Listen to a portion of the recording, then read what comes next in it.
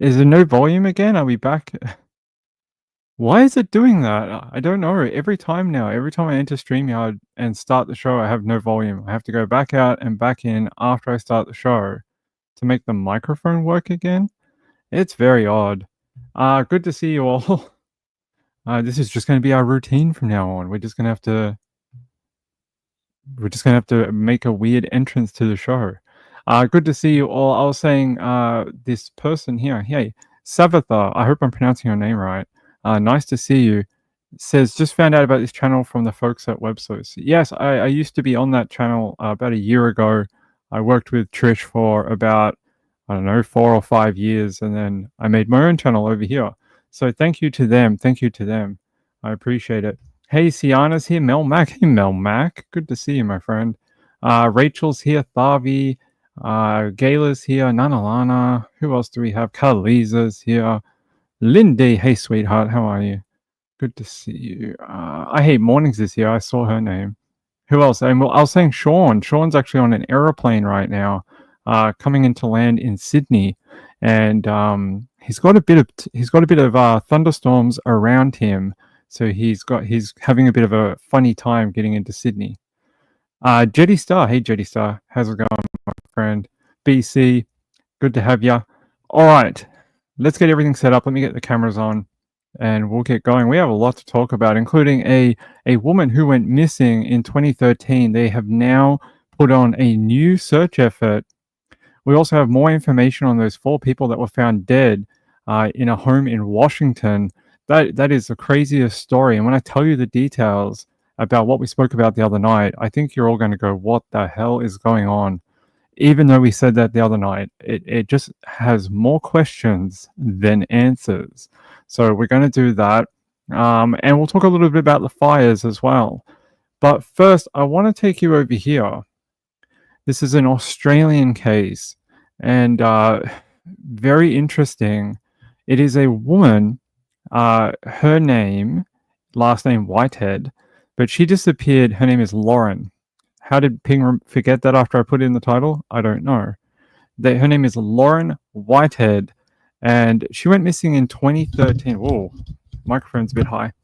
She went missing in 2013, and it sort of went cold.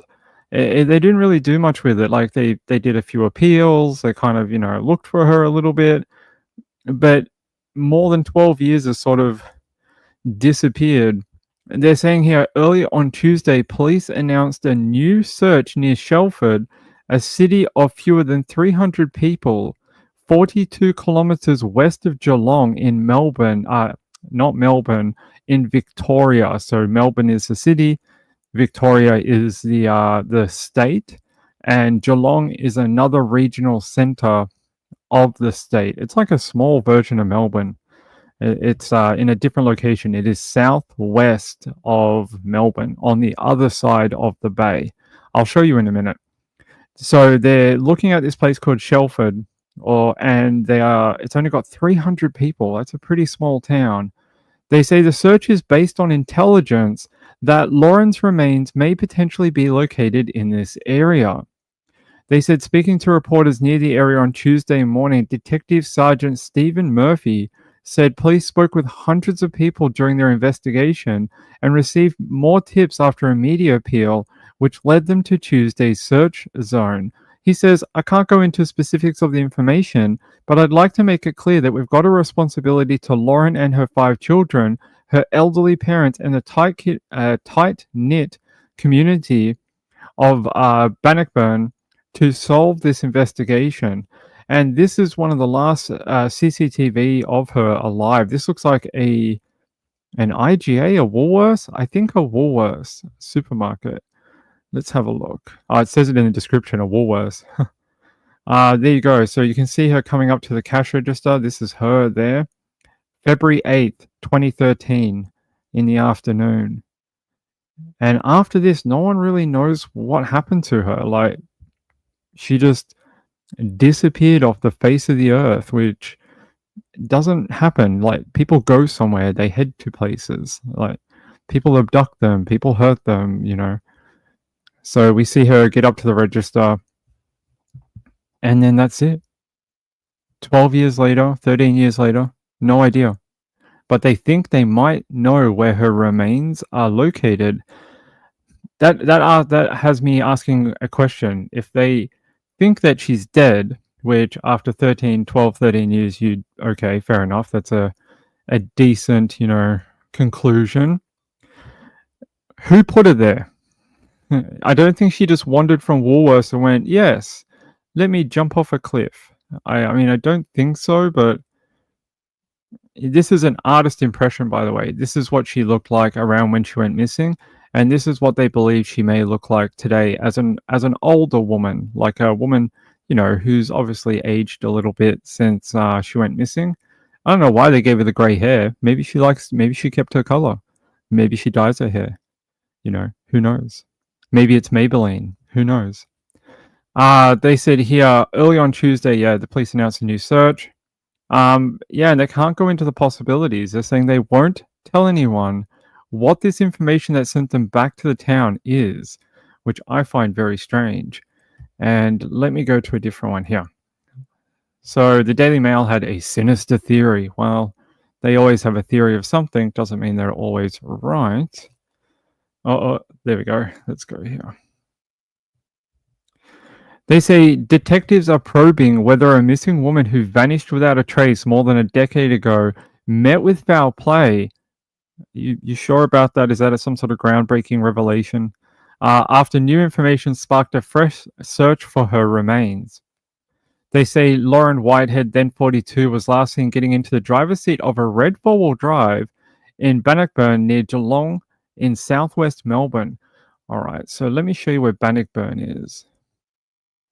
And I'll show you where it is in relation to Melbourne, just so people get an idea of the locations we're talking about. All right. Okay. So hopefully this won't dox me. Let's hope not. Okay. So Bannockburn is here, where it's outlined in this little red bit down here. So this is the area of Bannockburn here. Geelong is sort of over here. This is the Geelong area, North Geelong and Geelong Centre. This is where the ferries are now. So if you want to take the Tasman ferry, you can go from here to Tasmania on like this giant sea ferry and go to the island state of Tasmania, where I was in December. And Melbourne's all the way down here. So Melbourne is there. It's southwest of Melbourne in the state of Victoria in Australia. So there's Bannockburn. Yeah, pretty rural. You got like a bit of a town centre here. You got sports ovals, school, houses, but you get a little outside the town and it just turns to, bushland, farmland, typical rural type area. And so this is the area where she went missing from. Let's go back to sinister theory. They say the mother of five was seen buying a bottle of water, a greeting card, and a pen at a local supermarket after she left her property around 4:40 p.m. in the afternoon. Doesn't sound like someone who's going to jump off a thing or in front of a thing or with a gun or something. It sounds like someone who wants to give a gift to someone. They're not going to be like, surprise, here's my card, I died, have a present. I've never heard of that. They said on Tuesday morning, police launched a new search after they received new information about the possible location of her remains. I've not heard anything saying that they found anything, but could take them a little while. They're saying police and SES crews have been seen scouring bushland at a remote property around 20 kilometers west of Bannockburn. They're saying they were searching for her remains in several devices she owned, including a laptop which has never been recovered. You need to get those Australian Federal Police technology dogs that they use for Aaron Patterson. They brought these dogs in that can smell technology, and they found like SIM cards and hard drives and SMS things and stuff at Aaron Patterson's home. If they're looking for several devices, if they find a location, that might help. They say, This is her. Here's a photo of Lorrin here. They are trying to locate what happened to this lady after she left this supermarket in February 2013. They said we need to keep, the police are saying they need to keep an open mind. We're looking for certain items that are of interest to us, but also looking for her remains. It remains unclear what specific information led police to search the private property at Shelford. They say today is just another one of the things we're doing to follow up every piece of information. The area for today's search is not one that people will regularly walk through, so we're hopeful there may be some sign of Lorrin here even after all these years. They said, I can only begin to imagine how difficult the past 12 years have been for Lorrin's family and loved ones, not having any answers about how or why she disappeared. Yeah, that would be very hard, and not understanding why she had to go away and who might have done it. And there's that digitally, generated image of what she may look like today, as she'd be 53 today.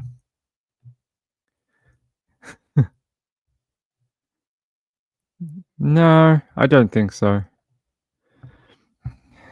Not my opinion, anyway. I think a person who's trying to do that wouldn't go to that effort. They'd be so focused on what they want to do that I can't imagine them detouring to a Woolworths to go buy a card, a pen, this, that, a bottle of water. I don't know. It sounds odd to me. But hey, we all have different opinions. Nalana says, I need CC on your live podcast. Can we do that? Is that a thing we can... Is that a thing we can do? I don't know if we can do it through StreamYard. Let me have a look. General camera. That's me. Hey, hi. Audio. Virtual background. Oh, let's do that. Oh, I now look like I'm merged into a brick. Let's blur everything. Oh, look. I'm a blur. No, let's not do that. Recording. I don't see anything within StreamYard that allows me to do that, but I'm not sure how. Is there a way to... Yeah, like I know that you can do it after. It automatically uploads subtitles, but I don't know how that works with the software we use. I'll have to look it up. Blaze says, do you think find many cars sunk in lakes in Australia? Kind of like the phenomenon in the US where they find a lot of people who disappeared in lakes. Yeah, I mean, I think so. I think it happens, not as frequently, but I think it does happen. BC says, before you start the live. Well, before we start the live, we don't start it within YouTube. We start it in StreamYard. And we have a list of settings that we have to go through to make the show every night. So when we make the show, we upload a thing, we put a title, go through stuff. But I've never seen anything that says for like closed caption. I'll have a look. I'll see if I can do it because I've had people ask before. I would like to debate a lot of Australian cases with you. At some point we can do that. I've never really done any call-ins, but at some point we can do that. I will check into it for people. Actually, hold on. We'll do it. See if we can do it now. Hold on. CC.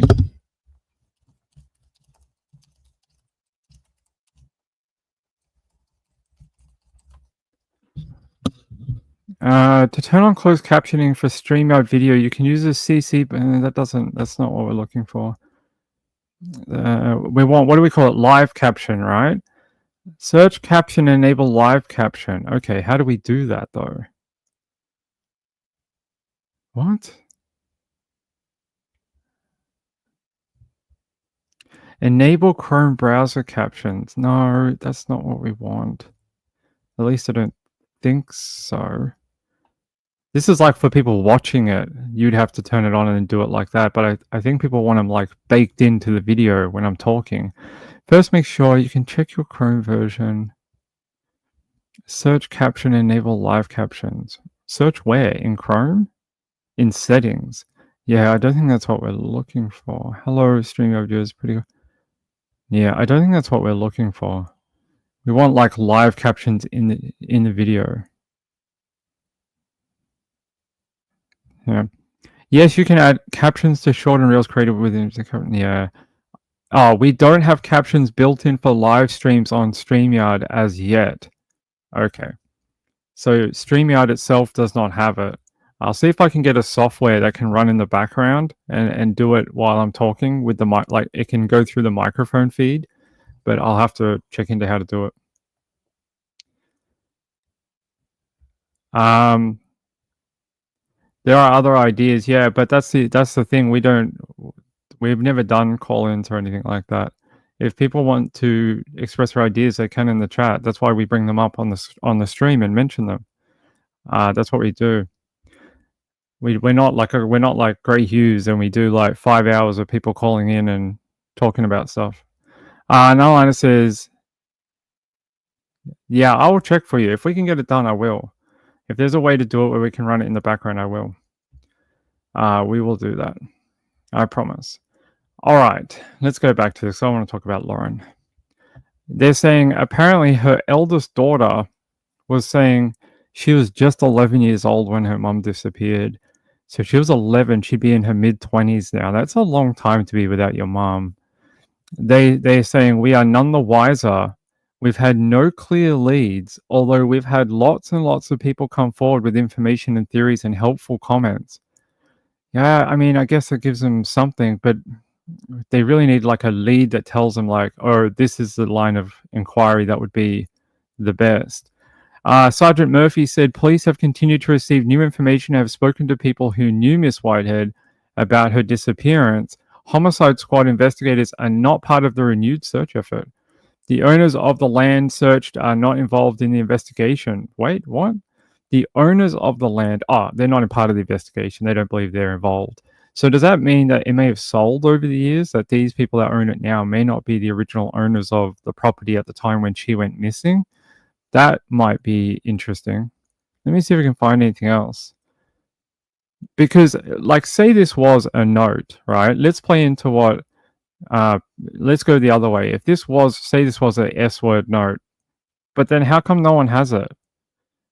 Like, if she wanted to buy a pen, buy a card, wanted to write such a heartfelt note to her family before she left this world, how come no one's ever read it? Like, isn't that the idea of it, that you'd want people to know your last thought and wishes? So I don't know. That's strange to me. She was last seen getting into the driver's seat of a red four-wheel drive in Bannockburn near southwest Melbourne. Do they know what the greeting card was for? That's what I would like to know. Lorrin, let's have a look if we can find out what it was for. Back in September. Yeah, I'm going to check something here. Search. Yeah, VicPol. Let's have a look what they say. They say police are searching that area near Shelford. Yeah, we know that. They say the woman's last spotted leaving her home 4:40 p.m. Friday, the 8th of February 2013. She was seen at the local supermarket purchasing a bottle of water, a card, and a pen. The pen tells me that she had no intent to go back home. Wherever she was going afterwards, she had no intent to go, most likely to go back home. Because if she went home, she probably had a pen. Most people have some sort of pen at home. It tells me wherever she was going, she thought she would need that. They said around the same time as the supermarket visit, a witness reported seeing Lorrin enter the driver's seat of a four-wheel drive in Bannockburn CBD. Bannockburn CBD. Where's that? That would have to be near the Woolworths, right? They said this was the last confirmed sighting she was seen by anyone. A second witness reported seeing a red four-wheel drive vehicle parked on the nature strip of Lorrin's property over the weekend of her disappearance. Okay. And at the time of her disappearance, Lorrin did not own a red four-wheel drive. Then whose four-wheel drive is it? And why is she driving it? Where did it come from? They say Lorrin's disappearance was extremely out of character and her bank accounts have remained untouched since she went missing. Her work phone was also found at her home, which raised further concerns. It's very odd. They say over the past year, detectives from the CIU, which is the Criminal Investigation Unit, Crime Investigation Unit, I've spoken to a number of people who knew Lorrin, and they are continuing to explore all possibilities in relation to her disappearance. Detectives are today re-releasing those images that make her, digitally older. They say she was described as 170 meters tall, medium build, brown eyes, brown hair, and she was seen wearing black pants and a light colored shirt with a collar when she was last seen by witnesses. They believe she also had a medical condition. It's believed she left without any medication. It is a mystery. They're saying here, since 2013, Lauren's disappearance has remained a mystery to her family, friends, and police and the broader community. There are a number of aspects to her disappearance that remain extremely concerning for investigators. The fact that there have been no confirmed sightings of her since that day. Her bank accounts have remained untouched. Most people we have spoken to also agree that her disappearance is extremely out of character. Over the past year, police have spoken to a number of people who knew her in the hopes it might provide new avenues of inquiry, even over a decade on from her disappearance. This is a small community, and potentially someone who never felt ready to speak to police might now be in a position to come forward. That's interesting. I like that line of inquiry. That's when they drop that kind of thing. Police don't say that kind of stuff for no reason. They say this is a small community, and potentially someone who never felt ready to speak to police might be now in a position to come forward. That normally tells me police know something but don't have enough, and they believe that maybe there are people covering up for other people. So that is interesting. Or someone knows something, like, say, not saying it's this particular case, but say a man or a woman was having an affair with someone and the family just buried it, and that person went missing, but they don't want to talk on it at all ever, because they're just like, hey, this is a black spot on our family. Like, we don't want to talk about an affair with a missing woman, even though they had nothing to do with it. They just don't want to tell anything they know about what happened. I've seen that before as well. Not saying she did that. I'm just saying maybe it's something like that, some sort of relationship where they're covering for someone. They said the area of today's search is not one that people will regularly walk on. We already read that. Investigators remain committed to getting those answers, and hopefully to search. Hopefully today's search can assist in finding answers.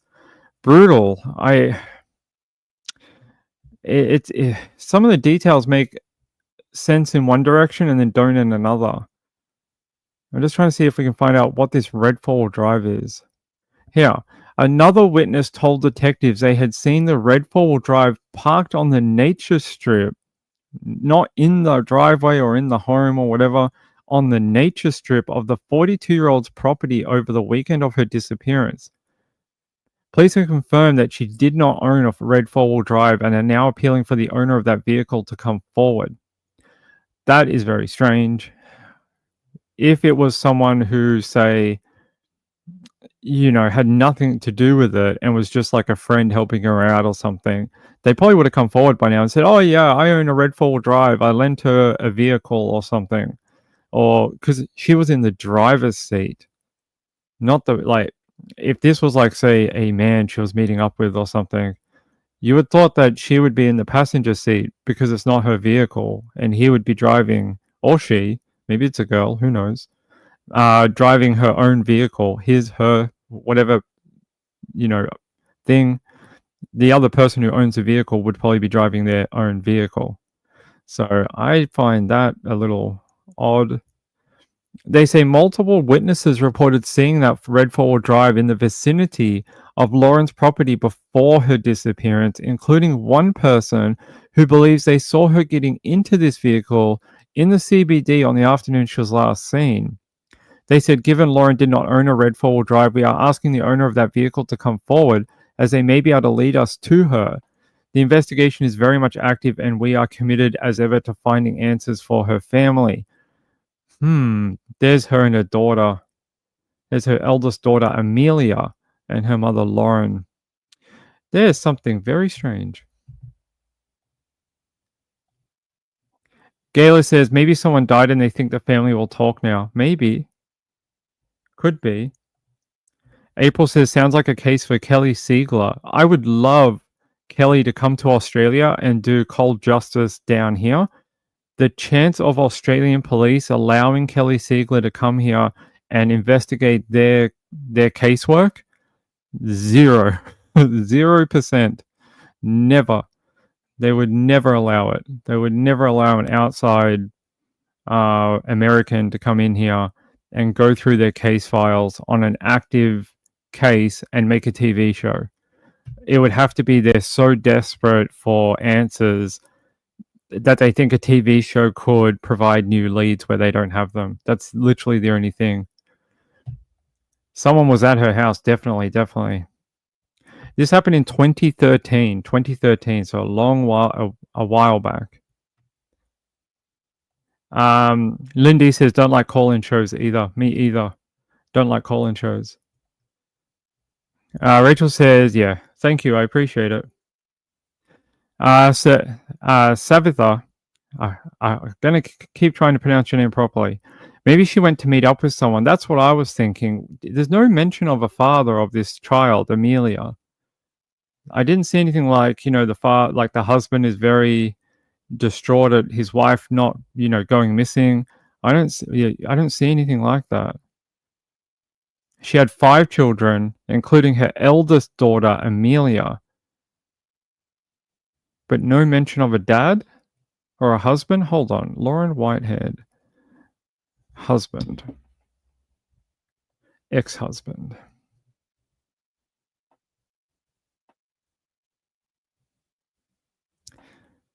Missing person.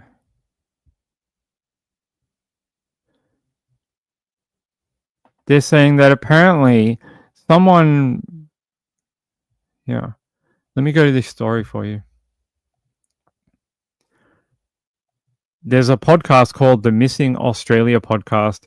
They say Lorrin Whitehead's daughter tells of her search for the truth, but it also said something in here that that someone had confronted another person who thinks they're involved in the mother's disappearance.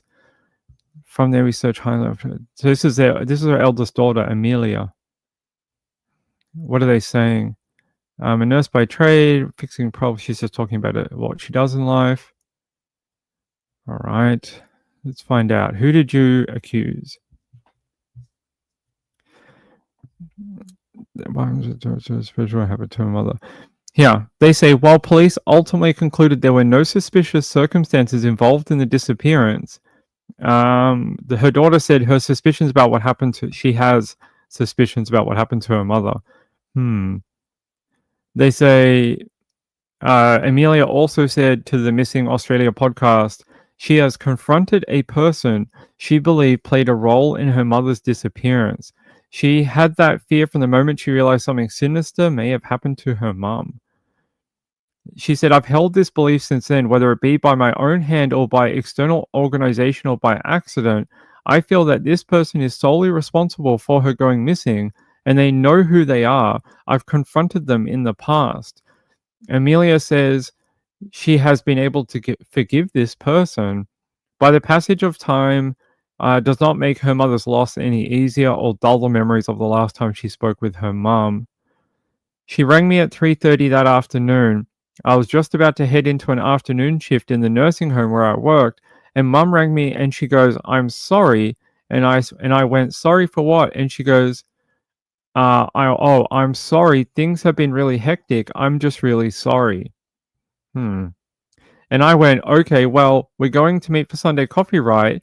And she goes, yeah, absolutely. But that coffee catch up at their regular cafe in Geelong never happened. Amelia says she had to cancel and text her mother to reschedule for Monday, but her mother never wrote back. Instead, she got a call from her mother's boss saying she hadn't turned up for work. I don't know. It's hard. It's almost like it could be several things. That's why I get why it's a mystery. They said when they went to Miss Whitehead's home, they were shocked by what they saw. A broken fruit bowl with rotting peaches are on the floor, dirty dishes piled high in the sink, all the doors were open, just odd. It was all off. It was something I'd never seen because my mum was quite a stickler for security, Single female. Single female. There we go. Living alone, as it would be. Despite the state of the home and Miss Whitehead leaving behind her phone, personal items, and crucially, her life saving diabetes medication, Detective Tim Robinson said there appeared to be no suspicious circumstances. At this stage, it's still believed that she left of her own accord without any interference from a third party. What did she buy the card for then, and why did no one read it? It's weird. That is very strange. I get leaving a note or something, but you want someone to read it, right? You want someone to understand your final wishes or a message to apologize to someone. I don't know. But I find that very strange. Did she write the card to someone else and then disappear and that person's never come forward? Did someone help in her death and then they just have kept quiet for 12 years? I mean, that's a possibility. We've seen that before. Let me see what you guys have to think about that. That's very odd. Children are very intuitive. Yeah, they are. Family member? Maybe. It like twists and turns depending on what part you read about it. Jetty says not S word. I can't say that word on here, but I get what you're saying. It's the here. I'll put the link to the podcast if anyone wants to listen to Amelia. I will put it here for you. Let me give you a link to it. It's True Crime Australia. They have a like a subsection of their podcast, and it's called Missing or Missing Australia. Yeah, this one. If you search this, it should pop up for you. Unfortunately, I don't know if you have to buy a subscription to whatever newspaper this is. Here you go. Let me see what newspaper this is again. Oh, the Herald? Is it the Herald? Yeah. Herald Sun. Unfortunately, I can't play it. Like, it is right here. I probably could play it, but we'd get in trouble. Let's see. Odd, though. Why would you leave the house entirely open? And why buy the card and the pen? To write down your final thoughts? Maybe not to give to someone, but just to do it? You're going to write a list of yes and no, like I'm going to stay here or I'm going to leave this world, trying to make a final decision. I don't know. It seems strange for a woman who seems to love her children. I mean, not saying that people who do this don't love their children, but like she had future plans. Like the daughter's like, hey, we're going to meet up on Sunday. But the sorry thing is a bit weird, where she said sorry to her daughter. Like that almost sounds like someone who doesn't want to give away their final plans, but wanted to apologize for what they're about to go through. It's almost a 50-50 shot. But hey, if the like police don't think a third party was involved, that might be true. But then who helped her? Someone must have helped her then, because red four-wheel drives don't just appear from nowhere. So who gave her a hand in whatever happened, leaving this world? Who gave her that help? Hiding depression. It sort of sounds like it, right? When I heard the dishes thing, and I heard the house was in a state of disrepute, that sounded like to me like someone who was going through a mental episode, because one of the first things to go is keeping your house tidy. It's one of the very first signs that they tell you to look out for. Blaze says, my great grandmother was a school teacher who got married, who married a fisherman/farmer, Northeast USA. She has 9 kids and got tired of farming, fishing, and freezing. She left home and all the kids to California. Wow, that is very interesting. Rachel says, I hope someone comes forward with information. Her daughter deserves answers. Jetty says, not S word, she was forced. But then why did police say there's no third party involvement? If they thought that it was a forced act or she was forced to do this, they would say, yeah, it's very odd, because they are searching for a third party, but they're saying there is no homicide squad involved. Yeah, let's hope they can find her. Let's find her, then we'll work backwards and we'll find out what happened to her or how she got there. But she had 5 children. It seems strange. Trying to put like 2 and 2 together here, or try to figure out.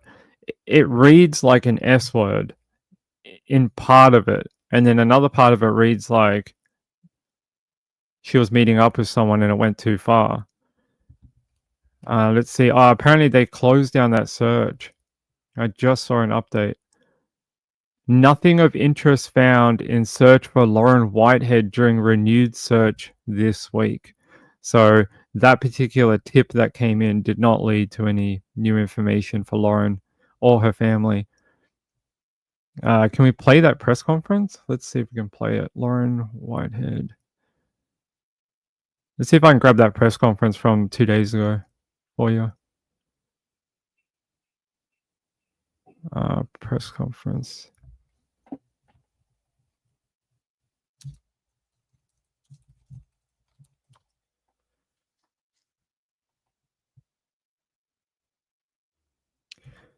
Okay, let me take you to 7 News Melbourne. It's not the press conference. I don't know why there is no public copy of it, but I'll take you to a different one.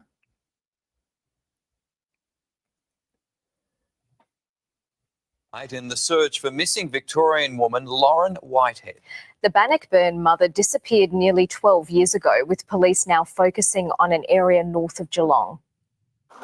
New leads prompt a fresh search and renewed hope that the fate of Lorrin Whitehead will soon be uncovered. We're looking for certain items that are of interest to us, but also looking for Lorrin and Lorrin's remains. It's been nearly 12 years since the mother of 5 disappeared. Today, SES crews focused on a roadside gully 16 kilometres from where Lorrin lived in Bannockburn near Geelong. It's like searching for a needle in a haystack, but you've got to try. I mean, you've got to follow up all leads, because at the very least you need to eliminate information. The 43-year-old vanished without a trace, last seen at her local supermarket on February 8, 2013. The family of a woman missing for 5 days is pleading for help to find her. Her handbag, wallet and life-saving diabetes medication found in her bedroom. In the kitchen, a broken fruit bowl and a small amount of blood. The front door was wide open, the garage was wide open, the shed at the back was wide open, which is very odd for my mum, who is a real stickler with security. Lorrin's family and friends have never believed she just disappeared. She was a doting mother and had plans for her future. They say someone knows exactly what happened to her. I have no doubt that Lorrin is a victim of foul play, and I just hope that those responsible are caught soon. We will never give up looking for Lorrin. Geordie Wright, 7 News. You read one thing and it says it reads like a, and then you read another one. This is 2 days ago, and they're saying no, 100% third party involvement, foul play. It's right. That's what is the one thing we always look for in a missing woman case. It's when they leave their keys, mobile phone, and purse behind, because women just don't do that unless they forget. But that doesn't happen very often. I can tell you that they always have their crap with them. Yeah, I feel for her kids. What state, country? So Victoria, Australia, from a town called Bannockburn. I'm probably pronouncing that very bad for a Victorian. But Australia. In 2013, so it's been about 12, 13 years. Muffin, hey. Bloody cat. Let's see. Yeah, it's interesting that one half of the people say, no, we definitely believe this has got a third party involved, and then another one is like, oh no, this is just a woman who had enough in life and disappeared. I do find it strange that there's no homicide squad involved, but they may become involved if they ever find a body. Maybe right now it's just being invested by missing person squad. They're saying here Speaking to the media at Shelford on Tuesday afternoon, Detective Sergeant Stephen Murphy from the Crime Investigation Unit, that's CIU, said investigators were keeping an open mind about what happened to Miss Whitehead. It's funny because a lot of the wording points in one direction, and then some of the facts point in a different direction. It's confusing. Scottish? Okay. Hey, Savitha, how are you? Where's some of the kids still minors? Well, the oldest child, they said oldest, was Amelia, right? And they said she is now 25. So she would have been like 12, 13 when her mum went missing. So she would have been a minor. This is a picture of her here. This is Amelia right there.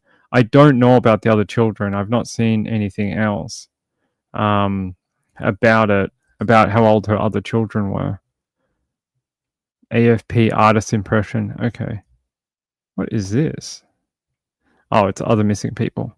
Yeah. The last known thing was her in that Woolworths on that CCTV buying those things. Here, let's go to the age. They say Lorrin went to the shops 12 years ago and was never seen again. Her daughter has been haunted ever since. There you go. There's mum and daughter again. They say for Amelia, the happiest of times have often been the hardest since her mother disappeared without a trace almost 12 years ago. Every December, she would dance with her mum to Michael Bublé's Christmas songs in the kitchen as they made fresh raspberry jam that they would pour into jars and give to family and friends. They say when Amelia got engaged and when she gave birth to her own child, the first person she wanted to call was her mother. That's very sad. Those are the times where you would like to have a, matriarch with you, like, to be there for the birth of your child or when you get married. They say they are not really any words to describe it. The unknown is the hardest part. Not knowing makes all the happy moments the saddest, all while trying to hold out hope that one day she will come home. They say police and SES volunteers dressed in bright orange scoured dry bushland and long grass in the town of Shelford west of Geelong in the hopes of finding the mother of 5, sparked by fresh intelligence suggesting her remains could be buried there.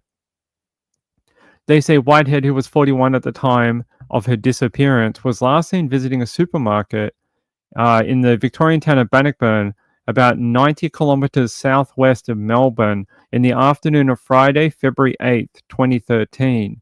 They say grainy CCTV footage captured from the town's Woolworths supermarket at the time shows Whitehead dressed in dark clothing, purchasing a bottle of water, a pen, and a card. A witness told police that minutes later she was spotted getting into a red four-wheel drive and has not been seen since. The Monday after she vanished, her boss rang the daughter when her mother did not arrive at work. They say she was a debit and credit agent in Geelong and was a dedicated worker. Alarmed, her daughter went to her mother's house and found the front door and garage unlocked. In the kitchen, there was a smashed fruit bowl with rotten peaches on the floor. We also heard in that other video that there was a small amount of blood. That is always concerning. A small amount of blood just randomly in the home? Odd. I hope they've DNA tested that and found that it hopefully, well, not hopefully, but I hope it belongs to her and not someone else or, something like that. She said, I knew in my gut something was not right. It was odd. It was all off. My mum was a stickler for security. Yeah, we read that before. When she noticed. What? That's weird.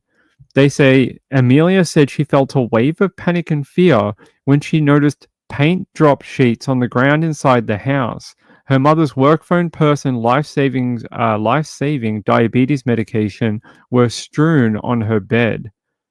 Almost like someone rummaged through her bag. They say Whitehead's personal phone and laptop were missing. Her bank account has remained untouched ever since that day. They say the mystery intensified days later when a greeting card... here we go. The greeting card. Now we know what happened to it. The mystery intensified days later when a greeting card addressed to her children arrived in an envelope inside Amelia's stepfather's mailbox on February 13. Investigation by experts have been unable to determine if the handwriting on the envelope was her mother's. There was nothing written inside except a pre-printed message in the card which read, "Don't cry, it's over. Smile because it happened." That's a message. That's weird. Why buy the pen then? To write the address on the front? I don't know. What the hell? They say the new police investigation has stirred hope for Amelia, who never stopped searching for her mum. She says, "I still look out the window for her. When it rains outside, I'm always wondering where she is." They say Amelia's 4 younger siblings were between the ages of 9 and 13 when their mum disappeared. She loved all of us so much. She was kind and patient, the most devoted mum. "I didn't have much growing up, but mum always made me feel like I had everything." They say Amelia's favorite memory is of going to a nearby raspberry farm with her mum and siblings, picking berries in the sunshine. They would bring the fruit home to make jam and slather it on fresh bread. Sounds like a fun thing to do. They say Amelia wonders if enough was done in the weeks after her mother's disappearance or if the police investigation could have been reopened sooner. "It is emotionally challenging for all of us. We feel a lot of grief for..." This must be from the police. Yes, this is from Stephen Murphy. "We feel a lot of grief for the Murphy family. I guess it provokes questions for us around whether we have done enough to find her. Guilt is something that can mix into sadness so easily." They say Stephen Murphy said police had received more tips after a media appeal, prompting the new search. Yeah, this is very odd. They say Amelia does not believe her mum left of her own volition or self-harmed. She was in the best mental state she had been in for years. You know, I often question that when people say that. There's so many cases we've read about where people are like, "Oh my God, they were so happy. They had a wedding coming up. There was people they loved. They had an anniversary thing for a family member." And then we find out that they secretly all along had been in one of the worst depressions they'd ever been in and had, left this world. So I don't always put a lot of stock into sometimes what people say about people's mental state, because it's so easy for people who have been long-term, maybe depressed or something like that. It's very easy for them to put on a mask to everyone else around them and act normal, even though inside they're like dying inside.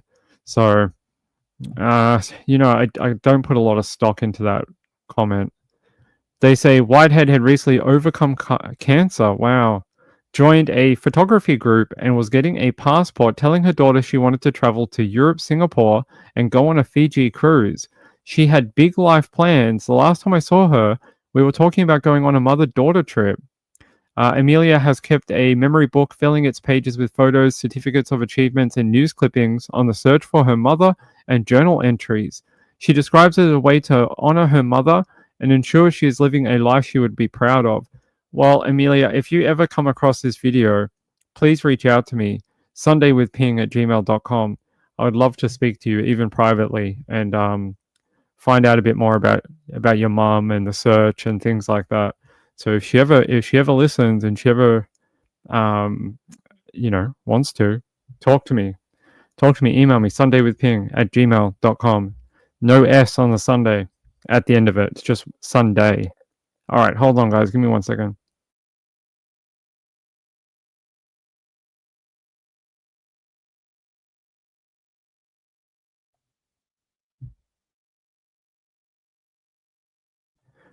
No, it seems like the daughter did not live with her. It definitely seems like the children didn't live at home. For what reason, I'm not sure. She had goals, yeah. It's something very strange. The landlord she was. All right. C. Taylor says, it's a Dr. Seuss quote. Don't cry because it's over. Smile because it happened. Yeah. I just don't know why you would send a card like that to someone.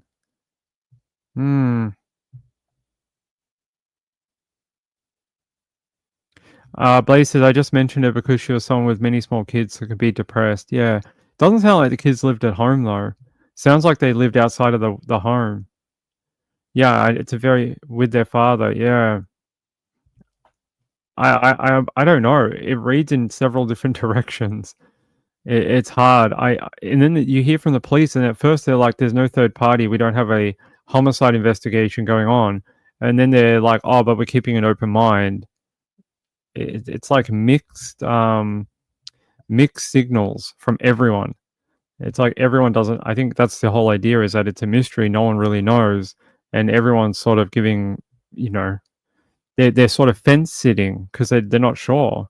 Although the daughter seems to think that there was a third party involved, which would make a lot of sense. Because how come, if there is, look, sometimes witnesses don't always get it right, but if this red four-wheel drive really does exist, how come they've never come forward in 30? If it's something innocent, if a friend was just giving her a lift to the shops or something, how come that red four-wheel drive has never come forward? They've never come. It's a small town, 300 people. That's not that many people. I mean, actually, Shelford is 300 people. The other one is not. The other, Bannockburn, is larger. It's thousands of people. Tharvey says she met up with someone, and that person probably did not want her to spend time with her kids because they wanted her to herself. Yeah. So she said no, so they unalived her. Maybe a possessive person. How did she have such a messy home with no kiddos? Well, we were saying maybe depression, because sometimes depressed people do unfortunately slip on the self-care, personal hygiene, keeping their house intact, cleaning, because they don't have the energy or the want. April B says they need to figure out a timeline and put the facts in. I think the facts that we have is that they saw her at that Woolworths, and that's it. I think that's literally the facts.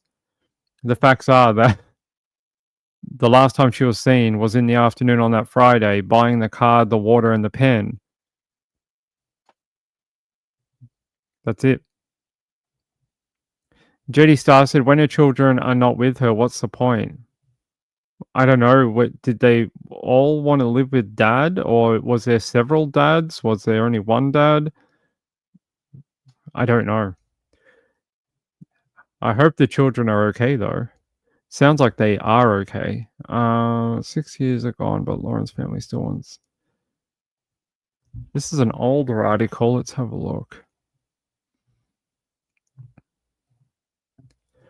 Okay, it's been 6 years since Lorrin Jane Whitehead went missing, and her family want answers. She was last seen again February 8th, 2013 in Bannockburn, Victoria, at the Woolworths supermarket complex at 4:45 p.m.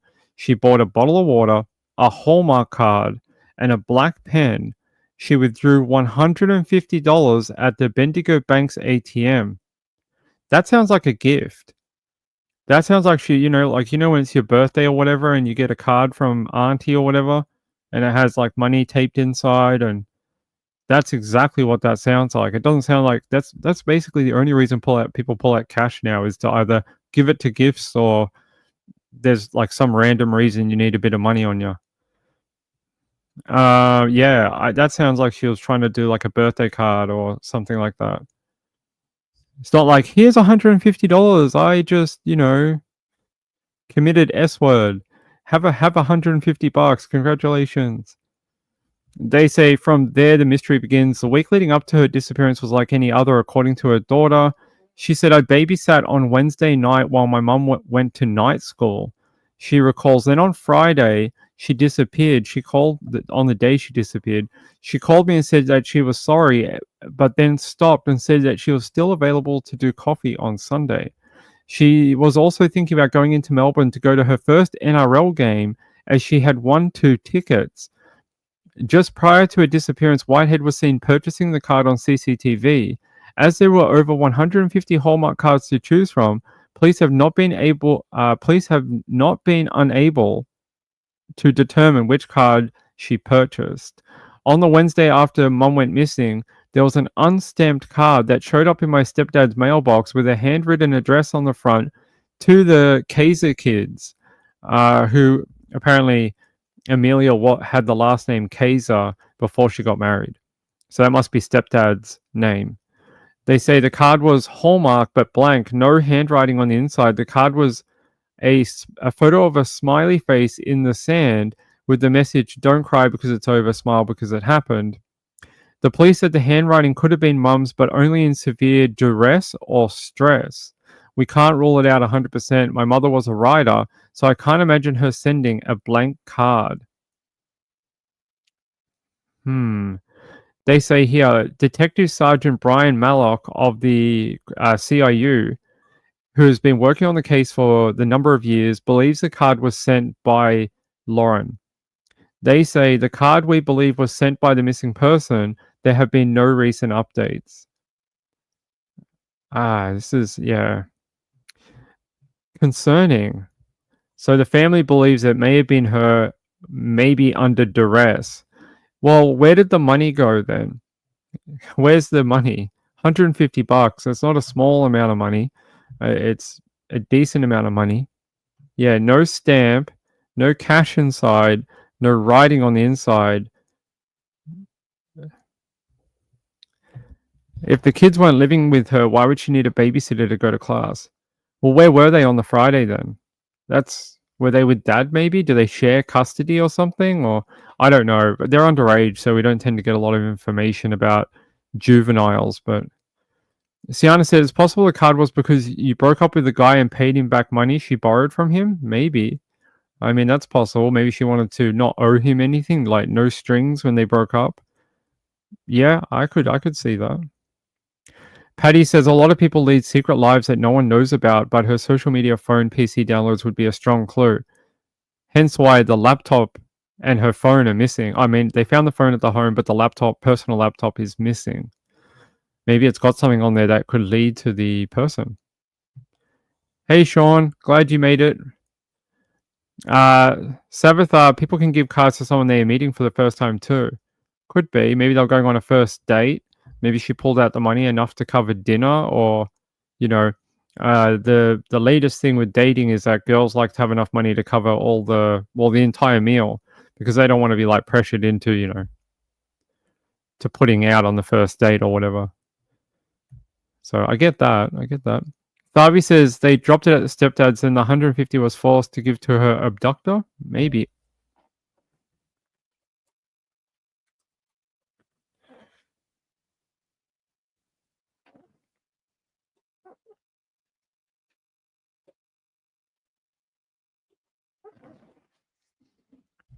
Did we survive?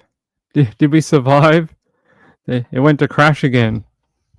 I hope we survived. No, I don't have a mouse. Hold on.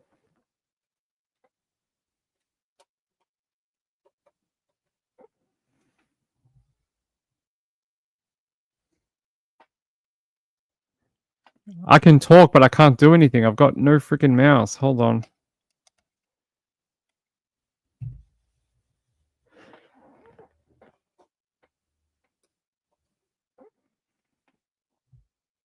Oh, hey, we're back. All right. We saved it from crashing completely. Yeah, we're still having computer issues, guys. I'm waiting on one part, which is like a backing plate to the motherboard that I need to put the cooler on. So it hasn't come yet. Blame Amazon. Jetty sounds like a thank you gift or a quick birthday card. That's what I thought. Hey, Penguin. Good to see you guys. Love you all. Good to see you. By the way, thank you to the people who have already entered the draw for this month, January's hoodie giveaway. Those people who have been donating since Thursday are beginning double entries until Monday. So you'll get double the chances to win this month for the month of January. So I appreciate it. You just blinked a little? Okay. Jetty Star said, yeah, no evidence of the laptop. Hey, Pamela. What's up? Good to see you. Yeah, very strange story. Look, I'm going to keep an eye on that. I hope Amelia does watch this. Amelia, if you're out there, please contact me. I'll put my email in the chat.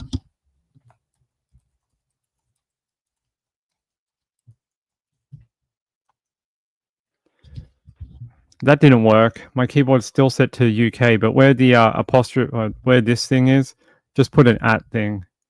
You know how to do that. You know how an email works. But yeah, get back to me. Pamela says, not much. Snowing, not showing. Snowing in Fort Wayne. How are you, my friend? We're supposed to get up to 4 to 5 inches. That's a lot of snow. Jetty says the laptop would have everything on it. I agree. I think it's got everything. Could have been, Sean. You had some stormy weather in New South Wales. Hey, Patty L. How are you, sweetheart? The mystery, keep the lab missing, not having medication, planning on going very good. The mystery, the laptop missing, her not having the medication, she wasn't planning on being gone, her bank account's not used, she's no longer with us, unfortunately. Possibly. Hey, Reby. Well, I hope your mum's okay. I hope you're coping okay. Hope she's feeling better. Yeah, I think Patty sums it up. The mystery with the laptop missing, not having a medication, she wasn't planning on being gone, her bank account's not been used. Yeah, I don't think she's alive either. I think police have come to that realization too. Otherwise, they wouldn't do a search for a body. They'd just be like, oh, we still think she's out there somewhere. But no, the fact they did a search for human remains tells us they do believe she is gone, unfortunately. If I get any more about that and I can do any more shows, mother. Oh.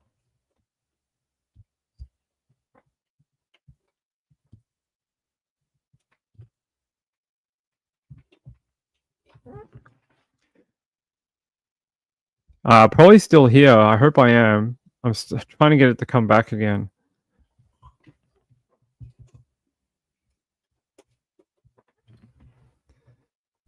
Come on, computer. Stop being a dick. I'm stuck on a page, so if you guys can hear me, I'm stuck on a completely different page that's not you guys.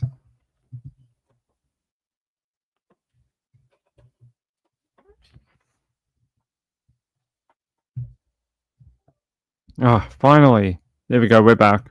Oh,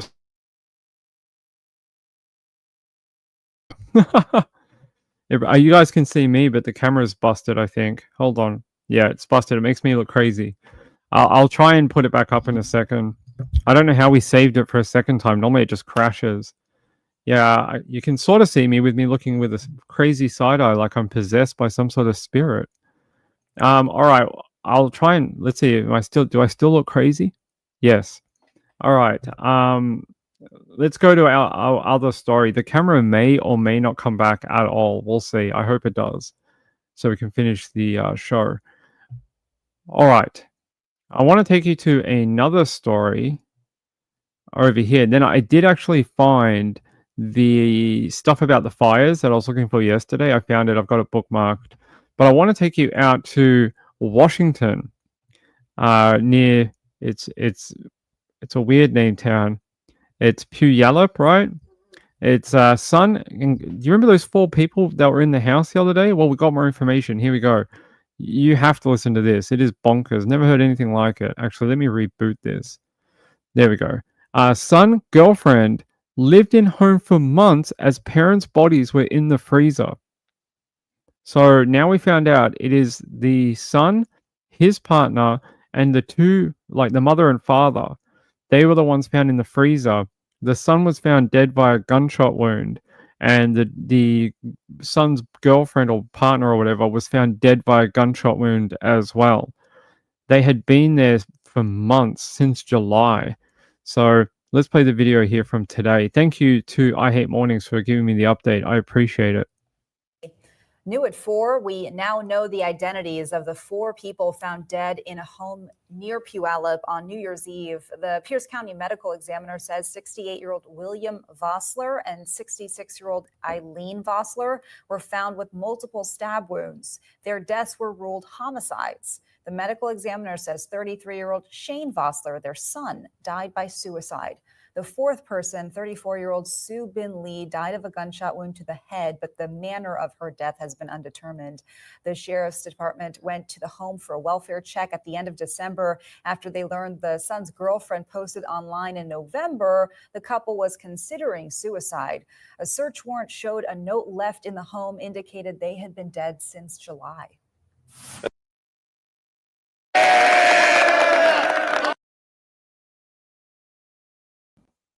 Nope, the camera's still broken. Sorry, guys. So yeah, a little bit more information about those 4 people. If I can get back to this thing, those noisy sports guys, go away. They say Pierce County authorities have released the identities and causes of death of for the 4 people found inside a home near it's Puyallup on New Year's Eve. 2 of whom were found inside a freezer in the garage. Detectives previously said the 4 victims found inside the home were adults and all of the bodies were in a state of decomposition. According to the Pierce County Medical Examiner's Office, William Vossler, 68, died from a stab wound to the chest and blunt head trauma. Eileen Vossler, 66, died from multiple stab wounds to the chest and neck. Their son, Shane, 33, died from a gunshot wound to the head as a result of S-word.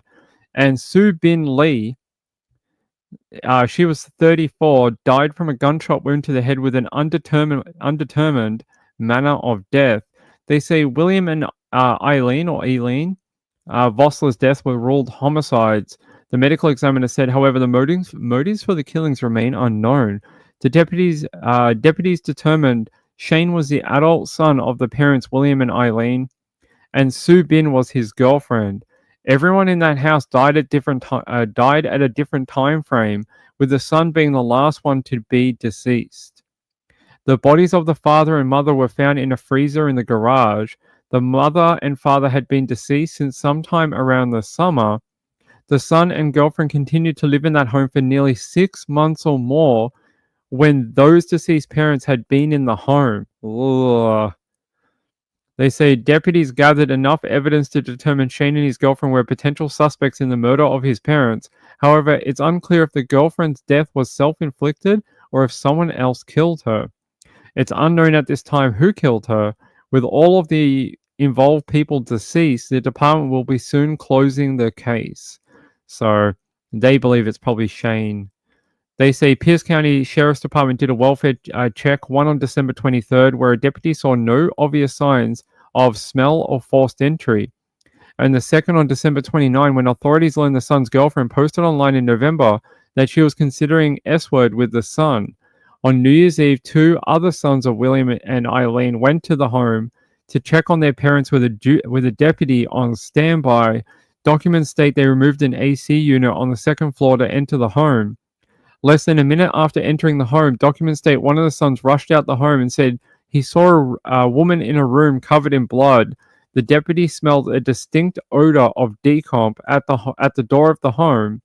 As more units responded to the scene, multiple items seized from the scene include guns, cell phones, and 2 notes that were attached to one of the refrigerators stating time of death July 24th, 5:45 a.m. and time of death July 24th, 3 p.m.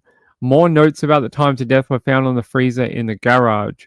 In a bedroom upstairs, deputies found a woman identified as Sue Bin on the bed who was obviously deceased in the main bedroom. Deputies found the bathroom door locked and saw dried blood on the floor under the door.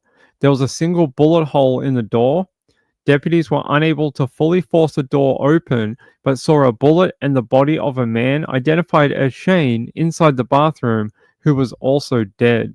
According to neighbors Bill and Sherry, who have lived in the neighborhood for 22 years, just 2 doors down, they said it was very sobering. It was in our gut that may have been what happened, but hearing it now, it confirmed our fears. We noticed when we would drive by, there was always a lot of activity in the driveway, working on cars and in the yard. We both noticed that suddenly it seemed like all activity had stopped. It just didn't seem right. And they said, according to the PIO officer, said this was a traumatic case for all involved, the community, law enforcement, and medical professionals who responded to the scene. Hopefully, we all learn as a community to check up on our loved ones sooner and put better mental health services in place. I hope so. That's awful. Never heard of anything like this before. So there we go. Carlisa said it's kind of strange your parents went missed for almost half a year. I agree. Sounds like Shane offed everyone then himself. I agree. That's what I believe happened as well. Patty L says, good to see you. Yeah, good to see you too. Patty L said, yes, keep your location on to family members and have air tags on everything you cherish, like your pets. That's a good idea, Patty L. Good advice from Patty L. Patty L's a very clever person, so I think she'd know all good advice. Hey, love you more. Hey, my friend. Good to see you. April B. Hello. Maria. Hey, Maria. Good to see you guys. Could be. Yeah, I definitely think Shane was definitely the main culprit here. I think something happened. There was obviously a reason. Maybe the parents were hassling him to get out of the home with his girlfriend, and he didn't want to. That would make a lot of sense, being that old. Let's see if we've got another video for you to play. Nope. Come on, browser. You have to do the good things, not the bad things. King 5. I think we already did that one.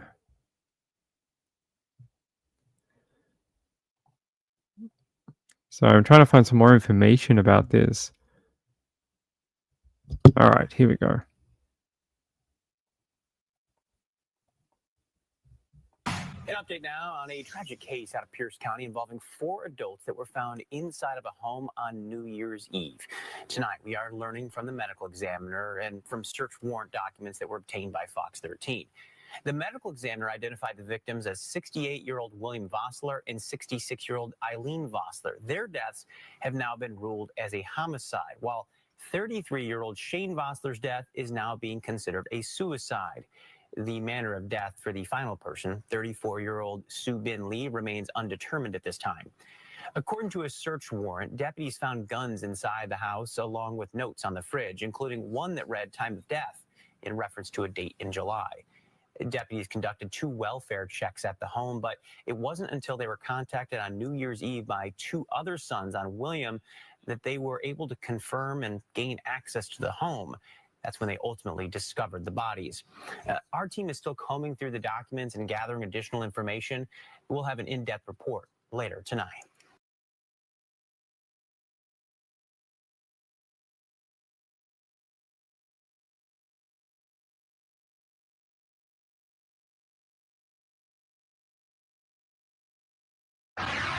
Thousands.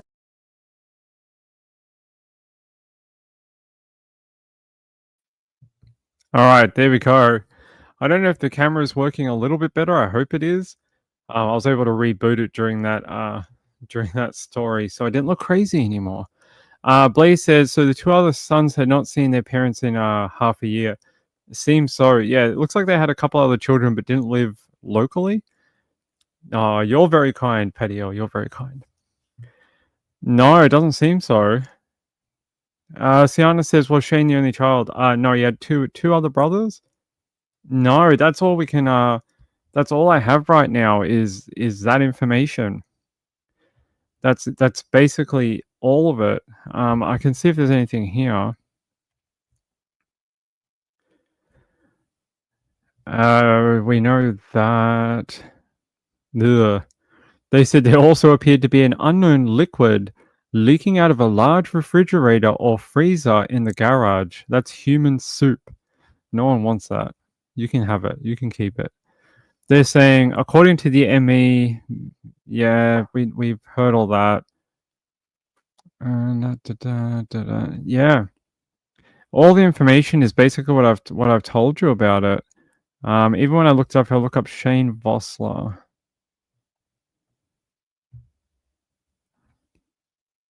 I think this has basically got the same thing.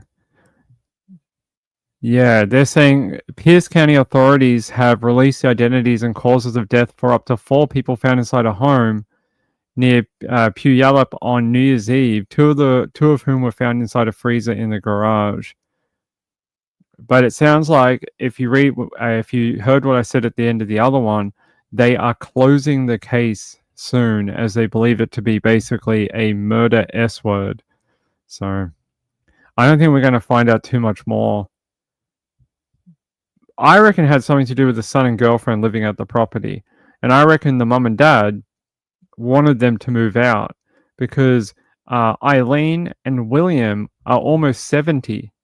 they don't really want their adult child in the house. They're right at that retirement age. They've probably got plans that they want to do. You know, they want privacy. They want to be empty nesters. They probably don't want their adult child and his girlfriend hanging around. You know, so I reckon they were probably annoying him, saying like, "Have you looked for an apartment, son? Have you looked for an apartment? When do you think you and your girlfriend are going to move out? You know, you guys are right at that age where you should be, you know, living your own life and, you know, having a job and getting married and, you know, having babies and stuff. Like, you know, go out there and have your best life with your girlfriend or whatever." And I don't think they probably wanted them in that home. And I'm saying I reckon it's some sort of disagreement about when they were going to finally move out of, you know, their parents' home. Almost 70. I mean, some families are okay with that, but a lot of them are not. Right. Yeah. Especially if he was on, you know, that thing or had mental issues, definitely.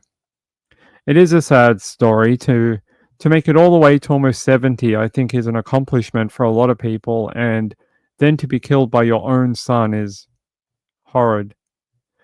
Patty L says, exactly, Ping. I like my children having their own homes and come to visit. That's right, because parents want their own privacy, you know. They already did the whole 24 hours a day thing. They don't want to do that all the time once their kids grow up. Love seeing the kids, but they want them to go home at the end of the day.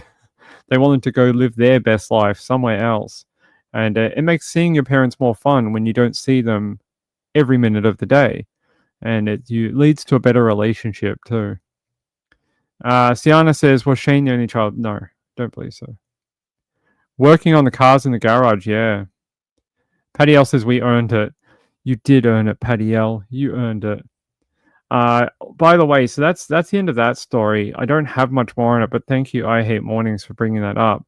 I do have some more on Virgil, who is now in custody. Yay, everyone, yay.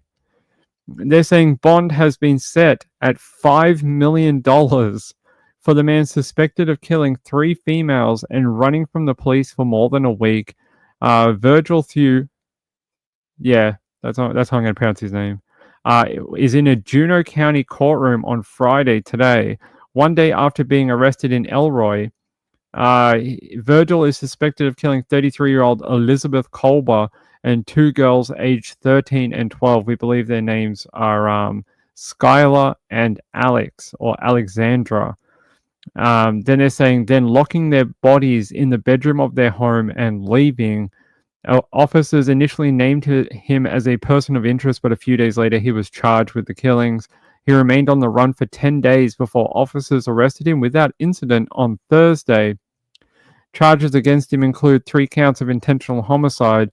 Additional counts include hiding a corpse, possession of a stolen vehicle, that's how he was getting around, possession of a firearm by a convicted felon, and obstructing an officer. The 3 counts of homicide come with an automatic life sentence if found guilty at trial. The 47-year-old returns to court for initial appearance February 13th. Should he post $5 million bond, you think this guy who lived with his mum in a spare room at his mum's home can come up with $5 million bond? I don't think so. I think he's going to be in jail. But if he somehow does, if he somehow finds a rich sugar daddy who likes murderers, he is instructed to have no contact with the families of the victims if he makes bail. I don't think he's going to make bail. I don't think he's got a spare $5 million. Yeah, I know. I'm glad they got him into jail, got him off the, yeah. Sienna says, I can't imagine giving birth to your unaliver. Such a sad thought. I agree. Living with me?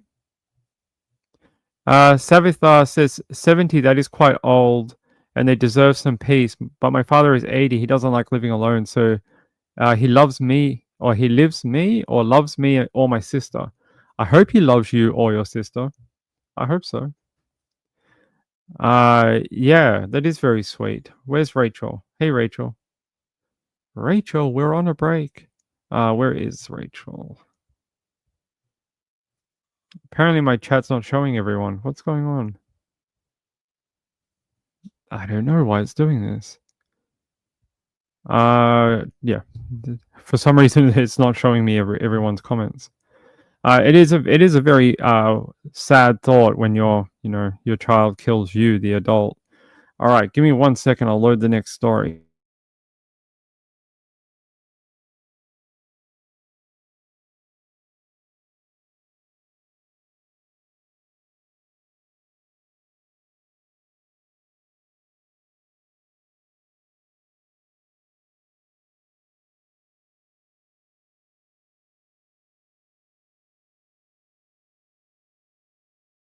By the way, I just got an email from Mr. Landed in Sydney. Sean, thank you very much for your donation. I really appreciate it. And welcome back to the land of the living on the east coast of Australia. I hope you had fun with your son, though. I do. I hope you and your son had a good break together. Savatha says, I mean, he likes living with me and my sister and the grandchildren. Yeah, I get that. But when your parents are sort of like able-bodied or they don't need as much support, I think they're quite happy living on their own and being independent. They don't need their adult children, interfering. Dad's probably like, get out of here. I want to bang your mum more. Get out of here. You can't do that with you guys here. Hurry up. Need to give your mum more sex. Hurry up. Need to annoy your mum so she stops going to the knitting group. Need more alone time. April B says we're on a break. That's right. We were on a break. Yeah, it's like the sushi thing too. I like that one. It's like, we can get smoked deal in an hour. Gayla, it's true. It's true. I only speak the truth. That's true. Dad's like, I kicked your ass out 10 years ago. Needed you. That's true. Blaze says, good night, everyone. I'm falling asleep. Good night, Blaze. Thanks for being here. I appreciate it. If you're new here and you like Ping's very dark form of comedy, hit that subscribe button and like this video. It helps me out. And let's try and make this channel bigger this year, right? We're trying to get to that 2,000 subscriber mark, which would be really good. Let's see. Where's my other story? Do you guys want to talk about the fires a little bit? We spoke about the other night, we spoke about Mandy Moore. And then I read today that Mandy Moore was being a typical celebrity and being tone deaf. Apparently, Mandy Moore, who's worth $23 million, was begging on social media for money for her family. Like, I think it's like her brother or something. Why can't you pay it? You've got like millions of dollars. Why are you asking the public for money? Like, you can afford to buy their home and fix it. Like, why does the public need to help like you? You earn in the top 0.1% of all salaries across the United States of America, probably if not the world, and you are making a GoFundMe for other people to fund your family. That is tone deaf and stupid. Please stop. It really is. It's really, really gross. It's really gross.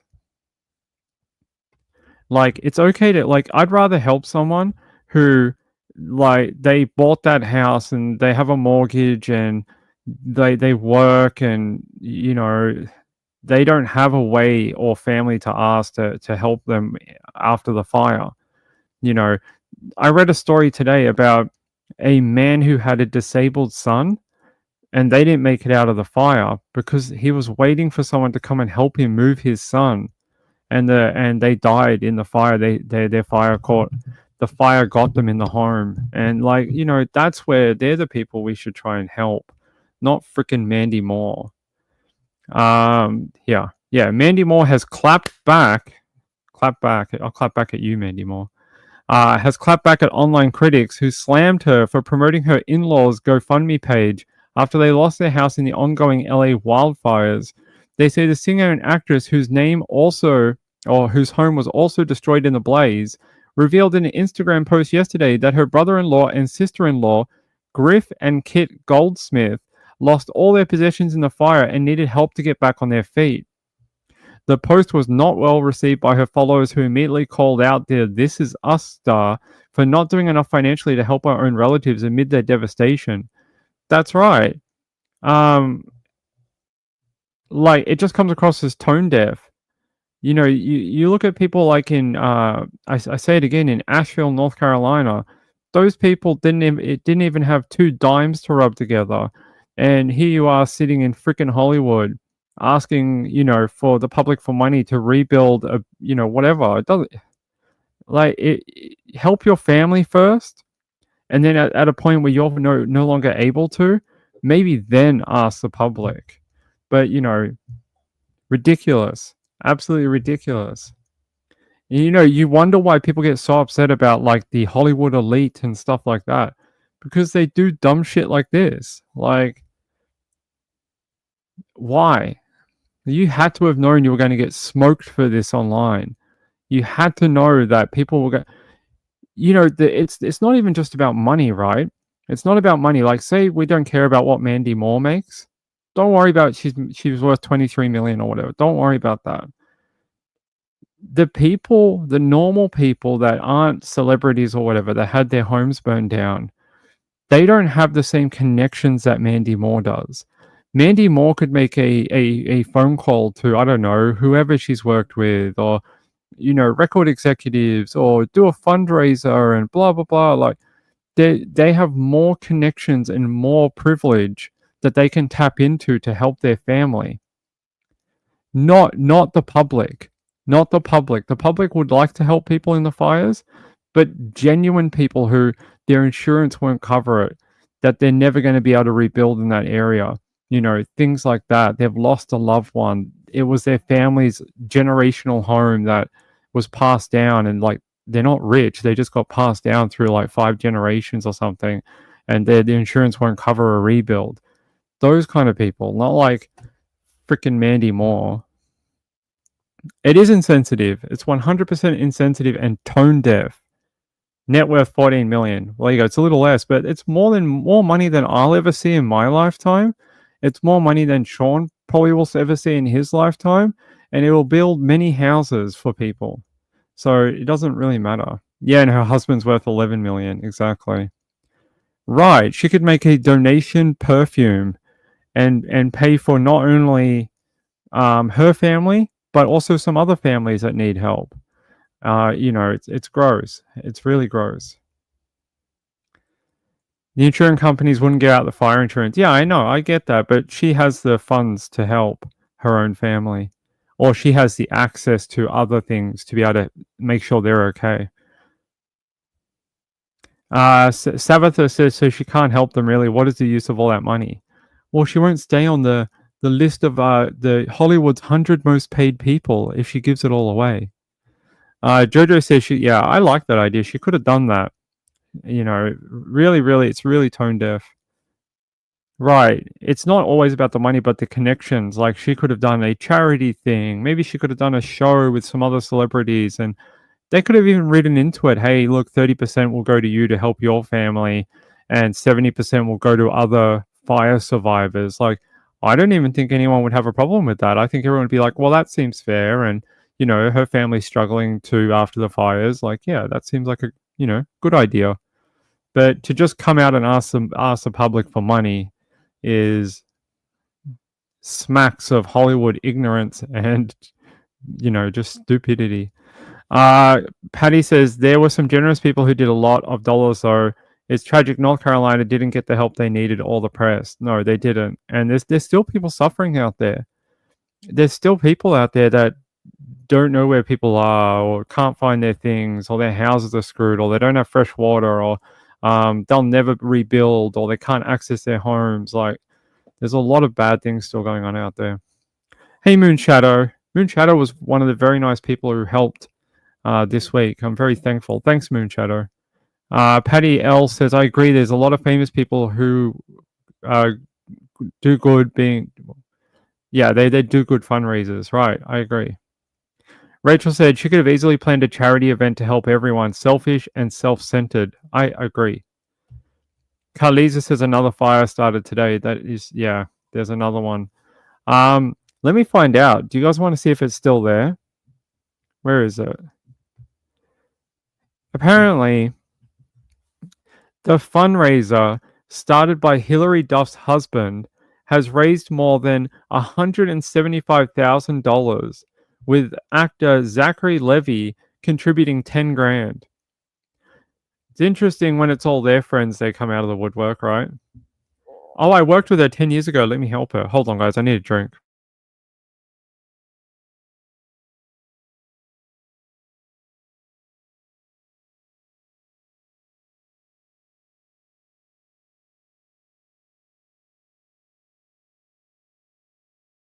$175,000. That's a lot of money. And it's sort of like Kim Kardashian. Kim Kardashian donated $2,000 of food and then took, $20,000 worth of publicity photos with it. It's like, yeah, good work. Thank you for the food, and it is a thoughtful gesture, but she probably posted skims all over it, like skims, skims, skims, skims. Hey, take a photo of me in my undies. Here you go. Yeah, just ridiculous. Mandy Moore, $200,000 already. Ridiculous. Not that they don't deserve help, by the way. Not that this couple doesn't deserve help, but not in this way.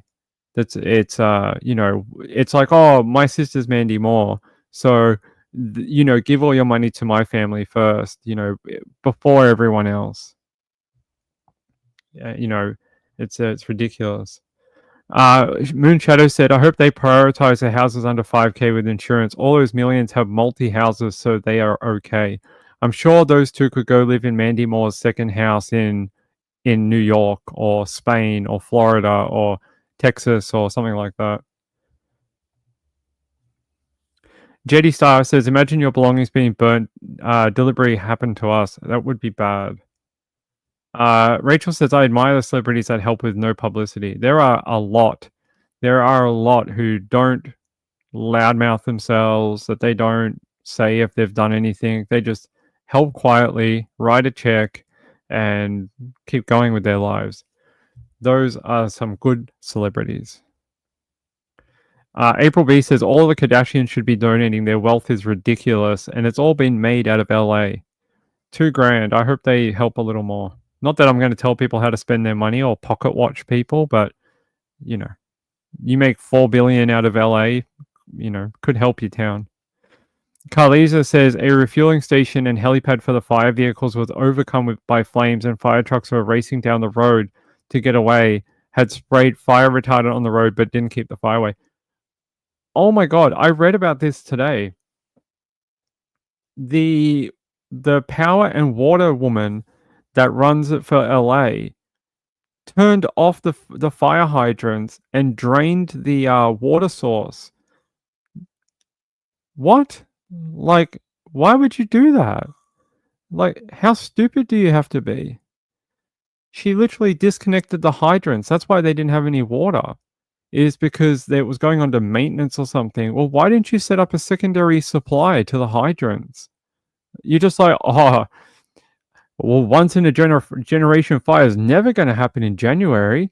Well, look, it just did happen. And there was probably homes that you could have saved if there was water. And there was freaking no water in the hydrants because they'd all been disconnected. Patty L says, imagine waking up to nothing. Yeah, it would be very hard. I've been in a house fire and I've been in a bushfire, so I get it. Luckily, I didn't lose my home or my property, but I've been in both, to the point where someone was smacking on my window telling me that my roof was on fire. So I've been right in the middle of them before. Yeah, I know, right? Here, let's look that up. Oh, what was that? There we go.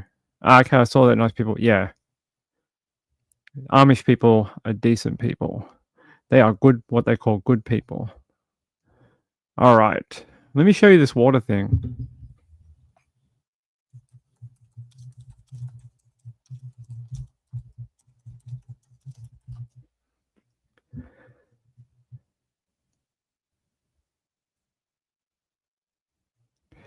Here, let's see.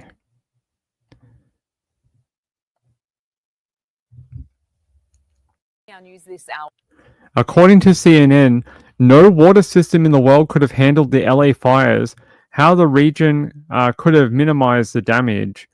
They're saying even as flames in Southern California continue to carve a destructive path on Friday, and fire officials sought to assess the damage and determine how the fires began, a larger question loomed. Could this level of devastation somehow have been minimized, or is this simply the new normal in an era of whatever climate change? Look, the only way you can stop this is by overfunding the fire brigade. You have to find that funding, though. That's a different story. The other way is by changing the building codes, because there were some houses that survived, but they had fireproof roof, walls that were made out of material that resist fire, and they actually are still there and they're okay. So it adds cost to building, but it is a way of doing it. They say a CNN review of government reports and interviews with more than a dozen experts suggests the ultimate answer is a mix of both. Both of what here? Oh. They're saying the consensus of experts interviewed by CNN was that the combination of those winds and unseasonably dry conditions and multiple fires breaking out one after another in the same geographic region made widespread destruction inevitable. And they're saying inconsistent vegetation management, aging infrastructure and homes, and a lack of planning likely contributed to fires that have so far scorched more than 142 square kilometers and destroyed thousands of structures and left at least 10 people dead. And I want to know more about got dry hydrants. They say part of the investigation is certain to focus on a key ingredient in fighting fires, water. As high winds stoked flames Wednesday morning, firefighters could be heard on radio broadcasts relaying an alarming development. We've lost most of the hydrant pressure. And they said that they've got dry hydrants. Experts told CNN even fully functioning hydrants would not have been enough to battle fires of the magnitude of those that raged this week, particularly when air resources such as helicopter and fixed-wing aircraft were grounded due to the wind. They said, I don't know a water system in the world that is prepared for this type of event. That might be true, but it doesn't matter. What if it saved one person's home? What if it saved 10? It should work in an emergency. That's the whole point of having them. And they have the same point here. They say still fully operational hydrants could have minimized some of the damage, saving a house here or snuffing out embers there. See, that's what Ping said. It's not about fixing the entire thing, but it's about saving someone, saving some people's homes, saving our life. It could have been done. And having them dry during this type of event it's almost criminal. It's almost like someone should be charged. It really should have been.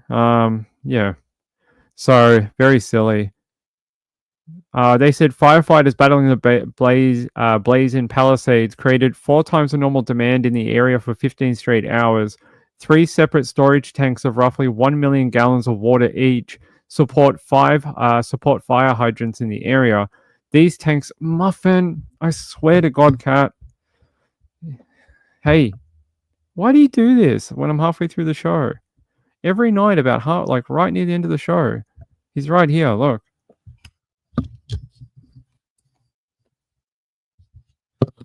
Bloody cat. Come here. What are you doing? Hey, you have to lie down then. Hey, you have to lie down. Dad has to do the show, but you have to lie down. You happy? Can I continue with the show? Here. Oh, you guys can't see him, but he's right here. Hey, Muff. Hey. Oh, he's ignoring me now. He's right here. Where's my hand? Oh, he's over here. He's over here. Yeah, he's here. Muffin's here. Hey, Muff. Lie down, Bubba. We're talking about fires. Do you want a fire? All right. They're saying we're fighting a wildfire with urban water systems, and that is really challenging. On Friday, the Los Angeles Times reported that a nearby reservoir was undergoing repairs and was empty at the time of the fires, further hampering firefighter efforts. It's like, we just got rid of some of the big water sources. Why? I don't know. It seemed like a good idea. They said hours later, the California governor, Gavin Newsom, called for an independent investigation into the problems with the water supply for firefighters battling blazes. Damn right. They say the ongoing reports of the loss of water pressure to some local fire hydrants during the fires and the reported unavailability of water supplies from the reservoir are deeply troubling to me and the community. That's right. And this afternoon, there was almost a breaking news. Apparently, someone broke news that the mayor had fired the fire chief. They said that she had been fired, but then it came out that there was a miscommunication and that she hadn't been fired. I haven't checked since I've been on the show, but let me check.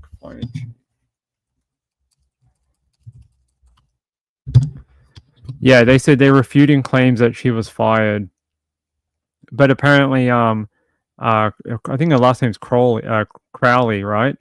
She was saying on live TV that the mayor had been ignoring their need for funding, and not only $17.6 million had been cut from their funding. Apparently, there was another $50 million that the mayor wanted approved by the fire department for more cuts in the budget. Another $50 million.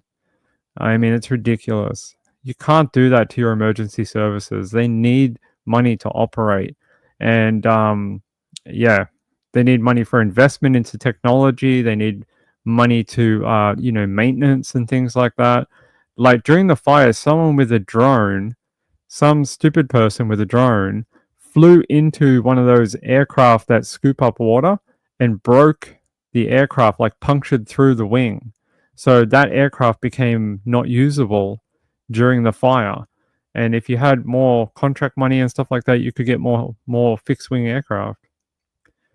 The LA fire chief is angry. Yeah, she's pissed because she's like, we've been telling them for months we need more help, more funding, more training, more firefighters, and they've been ignoring us. So Patty L says, my friend lives in Pasadena. Their house is okay, but all neighbors' homes are gone. Yeah, we've got a couple of friends. I hope our moderator, Moonlight View, is okay.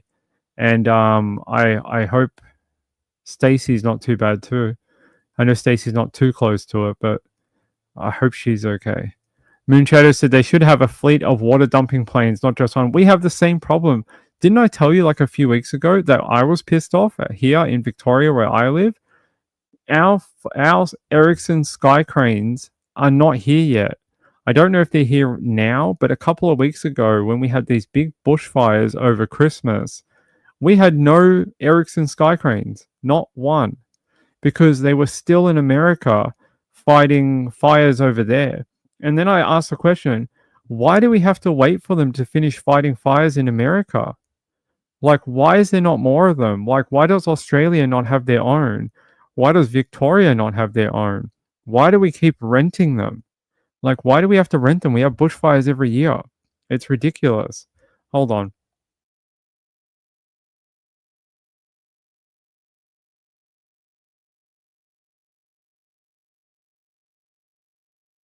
Yeah, I don't understand why we rent them. Our country can afford to buy them. Same with your country. Your country could afford to buy them too. Why are we giving these firefighting contracts to them? And it should be Australian pilots piloting them, not American pilots. No offense. Like, I love America. But same in America. Like, you guys wouldn't want Australian pilots because it'll cost more. You have to bring them out, train them. Like, why don't we just have our own? It's ridiculous. Our country can afford to spend, what is it, like $700 million on freaking submarines from the United States or whatever, but we can't buy a few firefighting helicopters. Like, ridiculous. Rachel said, unfortunately, it comes down to money. Yeah. Thavi says, my aunt and uncle are so close to Pasadena and Eagle Rock. They are elderly, so we're keeping an eye on the maps. I hope they end up okay. Patty L says everything is going to go up in price now. That's probably true. It's already high in price.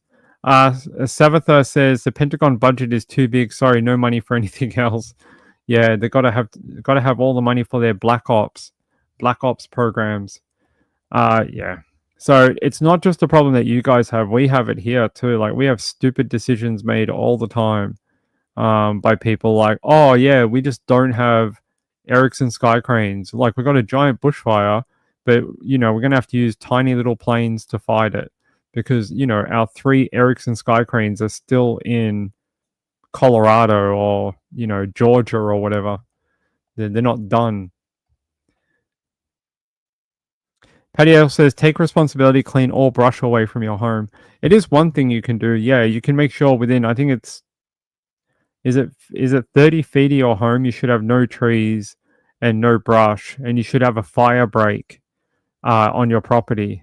So we do that here. We do that here. Ban fires in backyards. Ban all flames everywhere. Flames are now the new enemy. We're going to start a support group. We're going to make some sort of catchy name group, and we're going to lobby the government for no flames anywhere. It's called No Flames for Kids because, if we target it towards kids, everyone's going to get on board. So we're going to say flames are ruining kids' lives, and we're going to have to lobby the government. No, I'm just kidding. Yeah, no fires. Well, we have no fires in Australia during bad days of weather. You can't light fires down here, so we have like what they call a total fire ban, and you can be charged and fined and thrown in jail if you light a fire on a total fire ban. So we have fire ban days down here. Carliza says 30 feet. Most people don't do it in California. Yeah, we do it here. It's like a thing that most people do here. Rachel says, exactly, it does help. We have large trees. So a lot of people do it here. They don't plant trees right next to their home in fire-prone areas, but some people still do. Tharvey says, people were calling the power company to come trim trees and they never came. Clever, right? It's like, oh, we're underfunded. We don't have any more tree clippers. They all ran out. Yeah, this is, we'll play this video. This is Mayor Bass denies firing the LAFD Chief Crowley.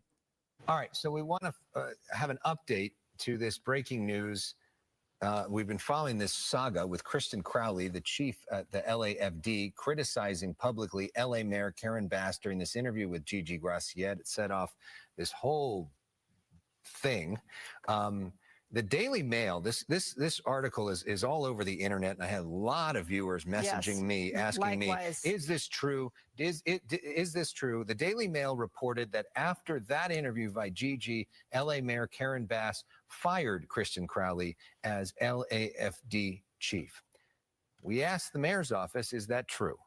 And the mayor's spokesperson, Zach Seidel, saying, no, that report is not true. That Kristen Crowley is still the chief, that she was not fired, she did not resign, and she remains in charge of the LA Fire Department.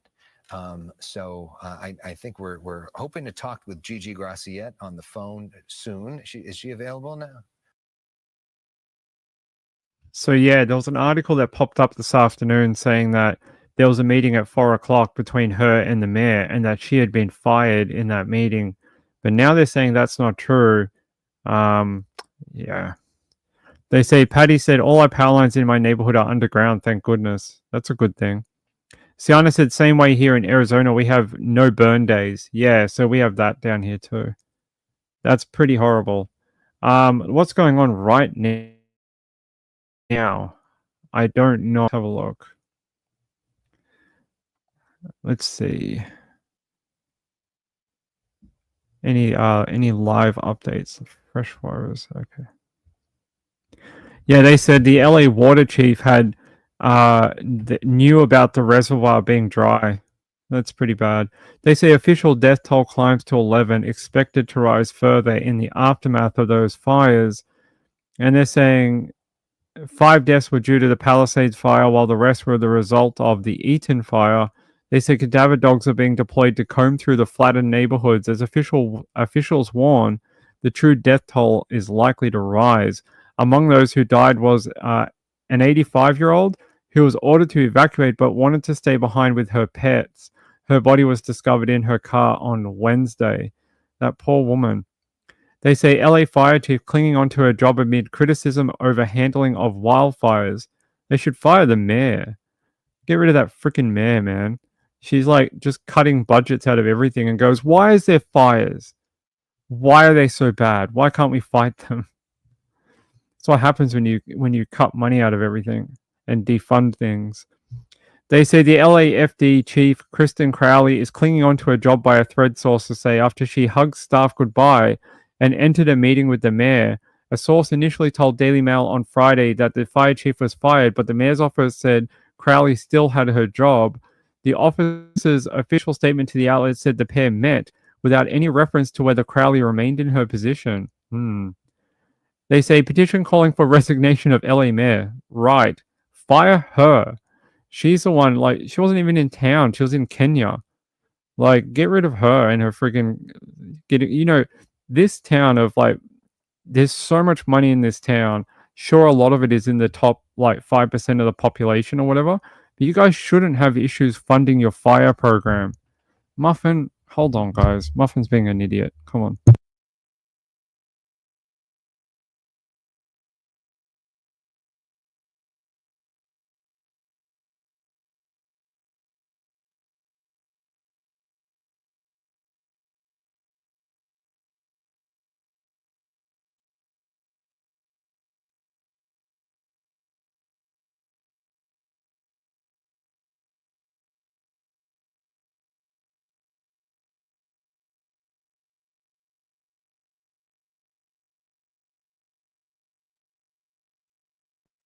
There we go. I said a fresh start for everyone, government-wise in California, is a good idea. Just use your votes, people. Next time you go to the election for LA representatives, use your votes. Look at their policies and see what they're going to do to try and fix some crap instead of just, carve out money from everything and then wonder why everything goes wrong. Kaliza said everyone in California knows wildfires are one of the biggest threats to our state. There's absolutely no excuse for dry reservoirs or cutting the fire department's funding. Exactly. Thavi said even the governor is at fault for spending money wrongly. Yeah, it sounds like everyone just got too cushy in their jobs and thought everything was going to be like, like March every year. Everything's cool, going to like events and sipping cocktails. And when crap hits the fan, they say April B in LA having appropriate water supply should be common sense. You know what the secondary action of this is going to be? I've seen the photos from the helicopters all over LA, and what do you see? You see the blackened landscape, right? What happens in LA after the fires and the heat? What happens? I'm sure you all know, and you know what happens when it's in the mountains. You guys are going to have the worst mudslides ever. You guys are gonna have black mudslides at some point. You're gonna get a whole heap of water. It's gonna come down, and it's gonna be awful. It's gonna blanket everything. So, yeah, it's possible. It's possible it may actually get into the drinking water or some of the supply too. So it makes it toxic. So yeah, I'm not looking forward to that part of the fires. Everyone, realizes everything's on fire, but the after effects are quite severe when you get the rains come and everything goes down the mountainside. You guys are going to end up with those big black mudslides that happen. They have happened before in California, unfortunately. Hopefully no one gets hurt in that. Yes, mudslides are next. I agree. All right. All right. I think we've been on the air about that was 2 hours. Wow, that went really fast. We did 2 hours, not too bad. I don't know if thank God we didn't crash. I'm glad that didn't happen. I wanted to show you this very quickly. Apparently they named the worst dish in the world or something, and one of them was from England. And it's this, and this makes me feel sick just looking at it. I can't tell if this is like a sea creature or it's okra or what the hell it is. It's this. Apparently this was named one of the worst dishes in the world. It is jellied eel. It looks horrid. I don't want it. I'm glad it was named one of the worst dishes in the world. I'm scared just looking at it. I can't tell if that is some sort of vegetable or it's some sort of eel. It looks not nice. I don't want it. Savitha says it's 1:45 a.m. for you. Very early, my friend. Yeah, does anyone want some? We can order it for you from Eels Express or something like that. I'm sure there's a company. No thanks. We always talk about food on here. We're always wanting pizza. Every time I do the live show, I'm always like, I want pizza. I don't know why. But tonight I'm going to show you the eel. All right, hold on. Let me check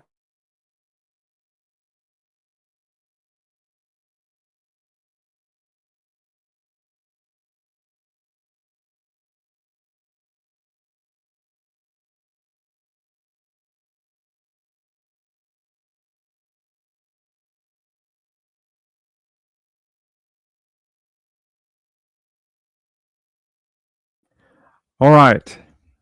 It's nasty. It is a bit nasty. You can get it in little tubes. Yeah, they're called eels. Eels are natural little tubes. Is that how they come? You're like, here's your little tube of eel. It's a London thing. I'm good. I don't want it. I'd rather have a pork pie. I'd rather have a meat pie. Give me a meat pie. I'd be happy with that. Your past too? Yeah. Yeah, I don't want it. A pork pie though. Give me a pork pie or a meat pie. I'm pretty happy. But a jellied eel? Jellied eel. I think no. I don't think I want jellied eel. Is there anything else on this one? Let's have a look. What else do they got? What's this? This is from the USA. This is in the top 10. It is a ramen burger from New York City. That just looks terrible. Like, who wants that? No one. Like, I like ramen. I like burgers. I don't think I need them together. What's this? Thor Matur. A selection of meat and fish from Iceland, including shark. Alright, Iceland people. I don't think anyone wants... Baby conger eel, fried in olive oil, served in a terracotta dish. I bet you that's from Spain or something. Chilean bread, chapelle. What's this? Southern Thai food. Sour soup. There you go. There's your jellied eel pots. Ugh. Who wants that? Giant animal. Oh, who doesn't want Napolitan pizza? That would be good. What is this? This is called tibs. It is a Ethiopian dish of stir-fried meat and vegetables in a sauce. Doesn't look that saucy in the photo, but it probably tastes all right. Ethiopian food's actually pretty good. What is this? Blood pult. What the hell is blood pult? I don't want it. People got some weird food. Apparently the number one food was that bloodplat or whatever, blodplot from Finland. Yeah. You know, in Germany, they do fries, like, like potato fries. Fries with sausages on top. They cut them up into little pieces, and then they put like curried sauce all over it. It's like the greatest thing ever after you come out of a pub. I could live in Germany on their wurst and chips thing. They do like wurst and fries with like curry sauce. It's great. It's like the best thing ever. I could get very fat and get very unhealthy living in Germany. Retired RN says I have had Icelandic shark. It's terrible and you can't get the taste out of your mouth.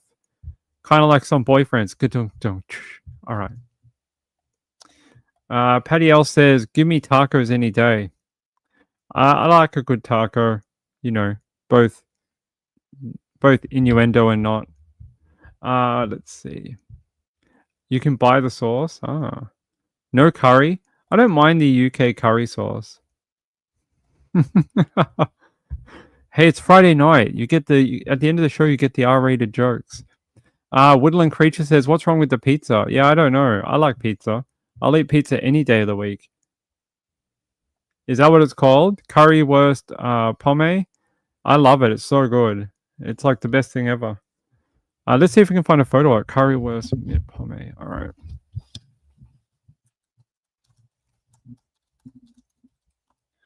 Sounds French. The end word sounds French, which is like potato. Yeah, this thing. Yeah, I've had this before. It is so good, especially when you've had like 10 beers. And yeah, they put curry powder on top or whatever. Yeah, this is it here. This is the German thing I was talking about. It's really good. Too hot for me, the curry. Okay. Yeah, it's Savatha, please come back. I'd appreciate it. Thanks for being here tonight. Thank you very much. Have a great sleep. Pommes. Oh, I'm just going to call it curried sausages with chips. Sounds very Aussie. But it tastes pretty good. I don't think it's a hot curry. It's like a sweet curry. When I had it, it wasn't that hot. It's more like a sweet, yeah, like almost like tomato sauce, but curry. Yeah, thanks for being here. This is the end of the show. I appreciate it. Wait, did we say thank you to everyone? I think we did. Oh, I did. Sean. Yeah, Sean was our donator for tonight. Sean, thank you very much. I appreciate it. Um, I will be back tomorrow. I'll be back tomorrow. Hey, you want to get double entries into that draw for a custom one of one hoodie that Ping designs? That link is either in the chat or under the video. Enter until Monday. You get double entries on that raffle at the end of the month. The way it works is just leave your chat name so I can find it later in the description. All right. Peace out. Good night. I'll see you tomorrow for another show. Tomorrow's Saturday night. Depending on if Trish goes early or if she's not going to do woo woo, I may come on at 10:30. So we'll see what Trish wants to do. Yeah, I've seen them. I've been to them. They're really good. Try it. If you're in Germany, try this thing if you can find it. Oh, that sounds pretty good, Jetty Star. I am starving. I have to go get some food myself. Angela says no woo woo. Okay, then I'll be on at 10:30 tomorrow. 10:30 tomorrow. I'll be on earlier. We can party until 2 a.m. I don't mind doing a 4-hour show on a Saturday night. So get ready for a 4-hour show tomorrow night. See you then. If you're in LA, again, our hearts are with you out there, especially the families, like the family of that man who died trying to protect his disabled son. Very, very awful. All my love goes out to them. And I'll see you tomorrow. Good night. Peace out.